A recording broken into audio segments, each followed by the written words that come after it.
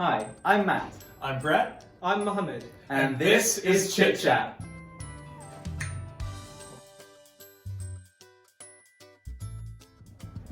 ChitChat is a web platform where foreign classrooms connect in real time for language and cultural exchange with peers, all under the safety of supervision by their teachers. ChitChat supplements and improves traditional classroom-based methods of language education. A few weeks before beginning, Matt was approached by friends, a pair of Spanish teachers, looking for developers to work on their idea. They liked the idea of a pro bono team creating a prototype of their vision, and we liked having clients to provide direction for the project, along with wireframes and design patterns. We're all really happy with what's emerged. Our prototype allows for live chat in small groups with both text and short-form audio messaging. Teachers can assign tasks to students who then submit their work by uploading a prepared file. Students can comment on each other's submitted work to give feedback, and teachers can censor student interaction to keep the environment constructive and fun. Let's start off logging in as a student. Matt here is a student in a Spanish class. Immediately after logging in, he's shown recent assignments submitted by his teammates from his own school's class, as well as in the paired course. In this case, a class from Spain. Let's check out what Ava submitted for her English homework. Here we see a preview of what Ava's turned in. Matt can download it to see how her English is coming along, and add a like or write a comment to let her know what he thinks. This is a chat room, which pairs 3 students from each course to interact with one another and talk about whatever tasks their teachers have assigned them. Teacher Vic is reminding Matt to submit the assignment from last week. We're on it. Let's quickly upload what Matt prepared for homework and get right back to the chat.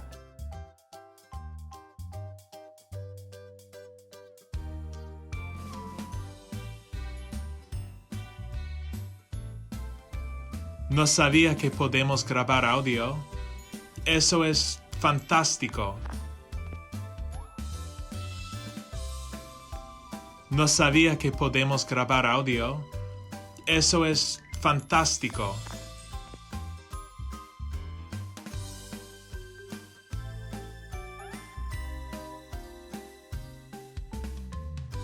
Now, logging in as our teacher Vic, we see a similar page of recent student activity, but with a few more features. Teachers could have many different classes so they can choose which one they're seeing with this drop-down. Teachers can even opt to have students use the app directly in the target language, but let's continue in English for now. Looks like Matt has submitted his work. Let's see. We can download this to look over, but in the meantime we see a not so nice comment from another student. Naughty Andre. We'll just delete it and Vic will have a talk with him later. Vic was waiting on Matt and Ollie, so now it's just Ollie left to submit his work. Let's check to see if he's done it. Yep, there's still no file from Ollie uploaded. We can pop into his team's chat and remind him.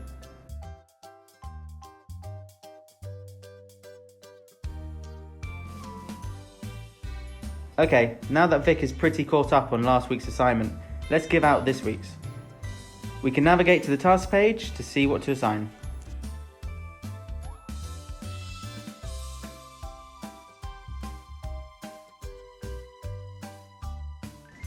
Each student in the class will now have this new task on their assignments page, and we can get to work after the chat today.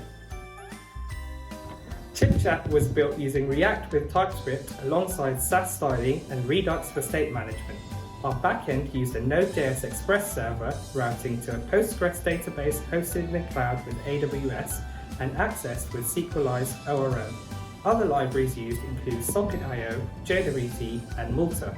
We organised our code with Git actions and our development process with Trello. Limiting the MVP was very challenging for us. We have a client with a great idea and we could work for another 3 months before approaching the goals they see for the app.